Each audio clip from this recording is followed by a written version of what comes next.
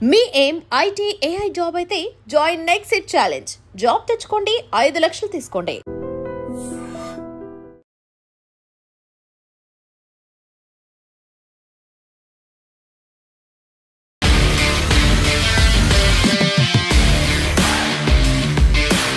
నమస్తే, welcome to I dream weekend update with Kavitha. మనతో పాటుగా ఉన్నారు foundation for democratic reforms founder doctor Jayaprakash Narayan garu. Sir నమస్తే. సార్ నమస్తే కవిత. ఓడిపోయినప్పుడు ఈవీఎంల మీదో దొంగ ఓట్ల మీదో చెప్పినట్టుగానే ఏదైనా కేసు వచ్చింది అనగానే ప్రభుత్వం విచారణ సంస్థలను దాని జేబు సంస్థలుగా మార్చుకుంటుంది అనేది ఇప్పుడు సరికొత్తగా వినిపిస్తోంది. జేబు సంస్థలే కాదు, అపోజిషన్ పార్టీలను ఎలిమినేట్ చేయడానికి విచారణ సంస్థలను ఉపయోగించుకుంటున్నారు అనేది. ఇదంతా కారణం ఏంటంటే నేర పరిశోధన యంత్రాంగం పూర్తిగా ప్రభుత్వం చేతుల్లో ఉండిపోయింది. 190 కేసులకి మన పోలీస్ సబ్ ఇన్స్పెక్టర్ ఆయన ఇన్వెస్టిగేటింగ్ ఆఫీసర్. కానీ ఆ ఇన్వెస్టిగేటింగ్ ఆఫీసర్ పూర్తిగా ప్రభుత్వం చేతిలో ఉండిపోయారు. ఎస్ఐ నుంచి ఎస్పీ దాకా పూర్తిగా స్టేషన్ హౌస్ ఆఫీసర్ అంటారు. హైదరాబాద్ నగరంలో అయితే ఇన్స్పెక్టర్ కావచ్చు, మామూలుగా గ్రామీణ ప్రాంతాల్లో సబ్ ఇన్స్పెక్టర్ ఎస్హెచ్ఓ అంటారు. ఇన్వెస్టిగేట్ చేసేది చట్టబద్ధంగా ఎవరి చేతుల్లో ఉన్నారు? ఈ సబ్ ఇన్స్పెక్టర్లు, ఇన్స్పెక్టర్లు 100 రూపాయలు వాళ్ళ ట్రాన్స్ఫర్లు, పోస్టింగ్లు, వాళ్ళ జీవితం మొత్తం కూడా అధికార యంత్రాంగం మన ప్రభుత్వం చేతుల్లో ఉన్నాయి. నేను చెప్పిన మాట వినకపోతే మన్నాడు సంఖ్యకు మంజాలు పట్టిస్తారు. ఈ పరిస్థితి ఉన్నప్పుడు మనకు తాటి చెట్టు కింద నుండి మీరు పాలు దాగా కళ్ళు అనుకుంటారు. నిజంగా సమర్థంగా నిజాయితీగా చేసినా కూడా ఏదో రాజకీయ జోక్యం ఉందని నమ్మటం సహజం. చాలా సందర్భాల్లో జోక్యం అన్నమాట వాస్తవం. అంచేత మౌలికమైనటువంటి పరిష్కారం కోసం ఇప్పుడు ఏమిటంటే పార్టీలు నేను అధికారంలో లేకపోతే ఉన్నవాళ్ళని తిడుతున్నాను, పోలీసులు అన్యాయం చేస్తున్నారు, పక్షపాతంగా ఉన్నారు అంటున్నాను. కానీ నేను దీన్ని మార్చడం కోసం ఈ పనులు చేస్తాను, నేర పరిశోధనని ప్రభుత్వం నియంత్రణ నుంచి తీసేస్తాను, న్యాయ వ్యవస్థ చేతుల్లో పెడతాను, స్వతంత్రంగా ఏర్పాటు చేస్తానన్న మాట ఒక్కడు కూడా అంటలా. మీరు చూసారా? నేను వస్తే నా చేతుల్లో పెట్టుకుంటాను, ఖబర్దార్ నేను వచ్చాక చూడండి అని చెప్పి నేను బహిరంగంగా సవాల్ విసురుతున్నారు. అంటే రాజకీయ సంస్కృతిని మార్చాలి, చట్టబద్ధ పాలన తేవాలని కాకుండా అధికారాన్ని జులుని ఎవరు ప్రదర్శిస్తున్నారు వాడి బదులు నేను ప్రదర్శిస్తాను, అదే ఇవాళ రాజకీయ పోటీగా అయిపోయింది. కాబట్టి నిజమైన పరిష్కారం చట్టబద్ధ పాలన కావాలంటే 5 రంగాల్లో మార్పులు కావాలి. ఒకటి పోలీసు యంత్రాంగాన్ని స్వతంత్ర ప్రతిపత్తి కల్పించాలి. 2 ఫారెన్సిక్స్ టెక్నాలజీని ఉపయోగించాలి. ఇప్పుడు ఏంటి, నిరుపేద అయినట్టయితే వాడికి అండ లేకపోయినట్టయితే బాధి పారేసి వాడితో నేరం చేశాన్ని ఒప్పించేసి కోర్టులో శిక్షలు వేయించుతున్నాం. అది లేకపోతే నేరం చేశాన్ని కనుక కన్ఫెషన్ లేకపోతే 100కి 10 కేసుల్లో కూడా శిక్షలు పట్టాల భారతదేశంలో. ప్రపంచంలో అతి తక్కువ శిక్షలు పడే దేశం భారతదేశం. కాబట్టి ఈ కొట్టే పద్ధతి కాకుండా ఈ ఫారెన్సిక్స్, సైంటిఫిక్ టూల్స్, ఇన్వెస్టిగేటింగ్ పద్ధతి కావాలి.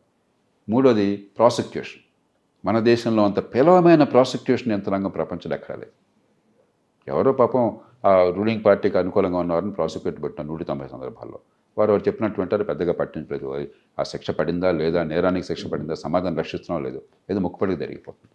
అందుకనే ఎన్నో సందర్భాల్లో కోర్టులు చెప్తాయి ప్రాసిక్యూషన్ బలహీనంగా ఉంది, సాక్ష్యాలు పెట్టలేకపోయినారు కాబట్టి కేసు కొట్టేస్తున్నాం అని చెప్పారు. 4వది ప్రొసీజర్స్, పద్ధతులు. కోర్టుల్లో పద్ధతులు ఎంత దారుణంగా ఉన్నాయో చెప్పలేం. మామూలుగా ఓపెన్ అండ్ షట్ కేసులకు కూడా 30 సార్లు 40 సార్లు వాయిదాలు. ఎందుకో దేవుడి కనుక ఈ పద్ధతులు మార్చాలి. 5వది న్యాయమూర్తులు, కోర్టులు, వారి నియామకాలు కానీ ఇంకోటి కానీ సమర్థులు, నిజాయితీ పనులు వచ్చేట్టుగా ఏర్పాటు చేయాలి. ఈ 5లో మౌలికమైన మార్పులు తాకుండా చట్టబద్ధ పాలన ఉండదు. ఈలోగా ఊరికి ఇది ముసుగులో గుర్తులంట, వీళ్ళుంటే వాళ్ళ మీద, వాళ్ళుంటే వీళ్ళ మీద ఏదో తగ్గదు. కాబట్టి మౌలికంగా చట్టబద్ధ పాలన సమూలంగా సంస్కరించాలి.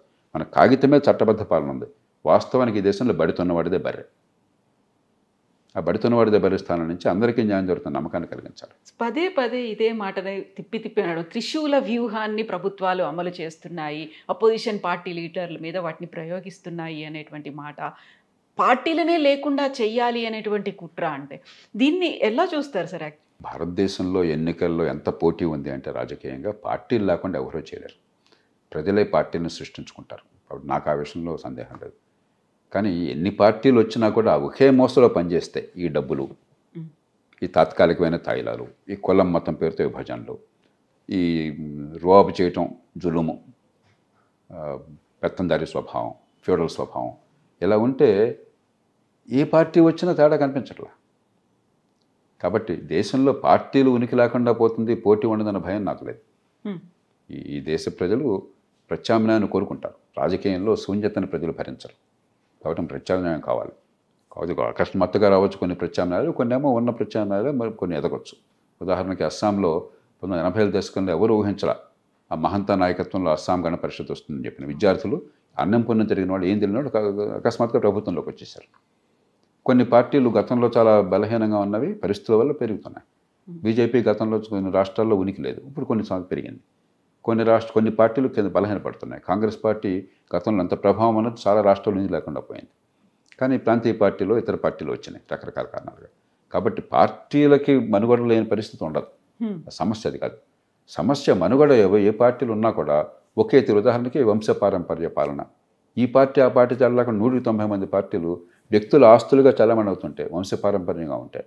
అందులో డబ్బు రాజకీయాన్ని చేసి నీ దగ్గర 100 కోట్లు ఉన్నాయా, ఎన్నికల్లో పోటీ చేయను, అదే అర్హత. ఇంకా అదే అర్హత. వచ్చేవాడు నాకు 100 కోట్ల ఉంది పోటీ చేస్తాను అంటున్నాడు, పిలిచేవాడు నీకు 100 కోట్ల ఉంది పోటీ చేయమని అడుగుతున్నాడు. సరే అనుకూలం అంటే ఇంకా ఇబ్బంది లేదు అసలు, ఇంకేం అక్కర్లేదు క్వాలిఫికేషన్స్. సో ఇది ఏ పార్టీ అయినా కూడా ఈ పద్ధతి అనుసరిస్తుంది. ఏదో కొద్ది పార్టీలు కొంత ప్రయత్నం చేస్తున్నాయి కానీ మొత్తం మీద ఇదే క్వాలిఫికేషన్, ఇదే అర్హత అయిపోయింది. అక్కడి నుంచి వచ్చే పర్యవసానం ఎట్లా ఉంటుంది? వేసే విత్తనాలను వచ్చే పళ్ళు వేరువేరుగా ఎందుకు ఉంటాయి? విత్తనాలను బట్టే పళ్ళు ఉంటాయి. విషబీజాలు నాటి అమృత ఫలాలు కావాలంటే ఎట్లా వస్తాయి? అంచేత నిజమైన సమస్య మనం పట్టించుకోకుండా ఈ రాజకీయ పోరాటంలో మునిగితేరా. అందులో ఏంటంటే మన దేశంలో ఉన్నంత పదవి లాలస ప్రపంచంలో ఎక్కడా లేదు. నేను పార్టీలను మాత్రం కోపట్ల, మన సమాజంలో కూడా ఎంత ఎలాగైతే బలాలు ఉన్నాయి. నేను చాలా ఎప్పుడు సగర్వంగా మన దేశం గురించి నేను అనుకుంటుంటాను, చెప్తుంటాను. ఎలాగైతే మన దేశంలో ఉన్న మన సంస్కృతి సాంప్రదాయాలను చూసి గర్వపడాలో కొన్ని పొరపాట్లు చూసి మనం బాధపడాలి కూడా.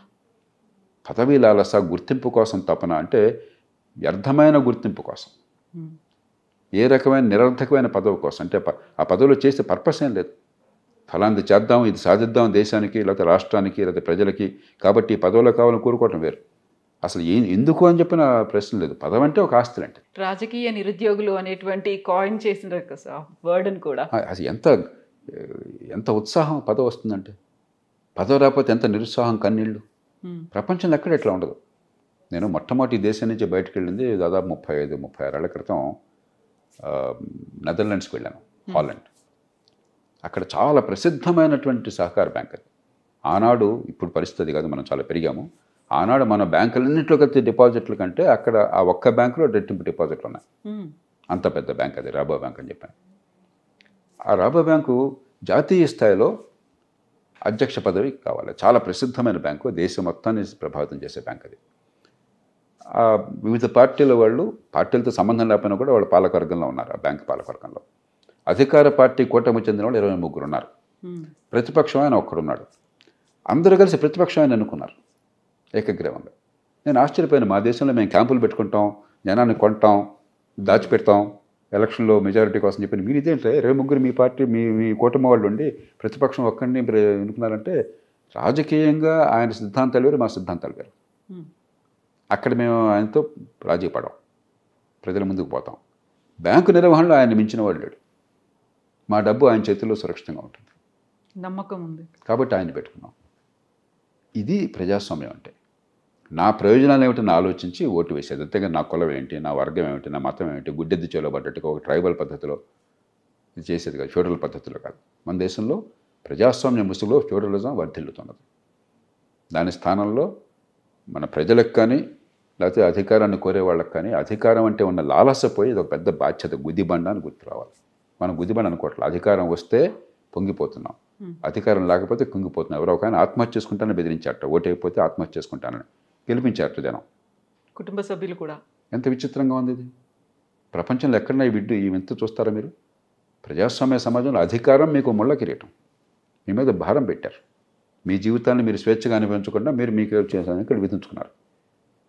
ప్రజల మీద ఆర్తి ఉన్నట్టయితే, సమాజంలో మంచి కావాలని కోరుకుంటే, మీకు స్పష్టమైనటువంటి వ్యూహము, ఆలోచన ఉంటే దానికోసం అధికారం కోరడం తప్పు కాదు. కానీ అధికారం లేకపోతే చచ్చిపోతాను, అధికారం ఉంటే పొంగిపోతానన్న వాడికి మనం ఓటేస్తున్నాం అంటే ఎక్కడో మన సమాజంలో ఇంకా ప్రజాస్వామ్య భావన వెళ్ళనుకోలేదు. సరే, ఇప్పుడు 5 వర్గాల్లో 5 విభాగాల్లో మార్పు రావాల్సినటువంటి అవసరం ఉంది అనుకున్నప్పుడు 5వ విభాగం న్యాయ వ్యవస్థ గురించి చెప్పారు.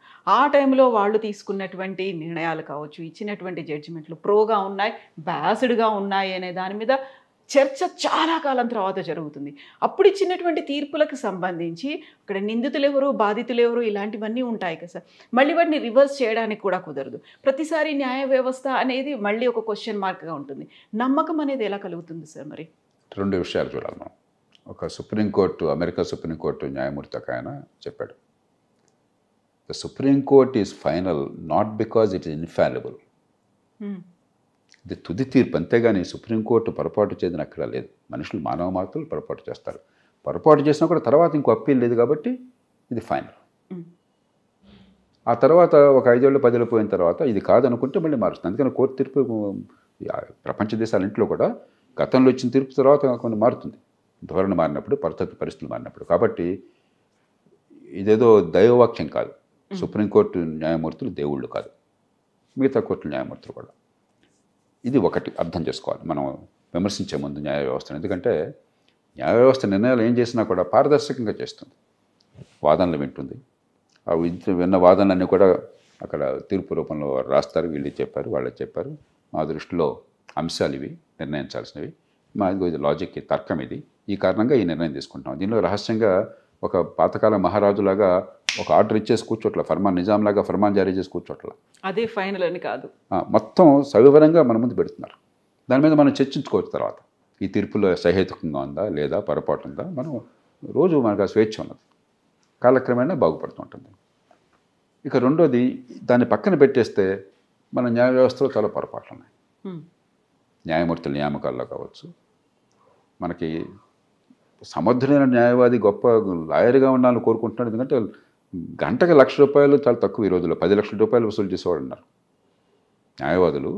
జాతీయ స్థాయిలో పేరును గడిచిన వాళ్ళు గంటలో ₹10,00,000 వసూలు చేసేవాడు ఉన్నారు. న్యాయమూర్తికి ఏమొస్తుంది? కాబట్టి సమర్థులైన వాళ్ళు న్యాయ వ్యవస్థలు తీసుకురాలేకపోతున్నాం. అలాగే ఎంపిక ప్రక్రియలో చాలా పొరపాట్లు జరుగుతున్నాయి. సుప్రీంకోర్టు, ఈ మాట నేను బహిరంగంగా చెప్పే కొద్దిమందిని అవ్వకండి, అప్రజాస్వామికంగా, రాజ్యాంగ విరుద్ధంగా న్యాయమూర్తుల నియామకాలు తన చేతుల్లోకి తీసుకుంది. రాజ్యాంగంలో ఎక్కడ అలా చెప్పాల. కొలీజియం లేదు. ప్రపంచంలో ఏ ప్రజాస్వామ్య వ్యవస్థ, నిజమైన ప్రజాస్వామ్యంలో కూడా ఏ వ్యవస్థ తనను తాను నియమించుకోదు. రేపొద్దున కలెక్టర్లు అందరూ కూడా నా కొడుకుని కలెక్టర్ చేసుకుంటాను, లేకపోతే నా బామర్దిని చేసుకుంటాను అంటే ఎలా, అంత విడ్డూరంగా ఉంటుంది. ప్రజాస్వామ్య సమాజము అంటే ప్రతి వ్యవస్థ, అధికారంలో ఉన్న ప్రతి వ్యక్తి ప్రత్యక్షంగానో పరోక్షంగానో ప్రజలకు జవాబుదారీగా ఉండాలి.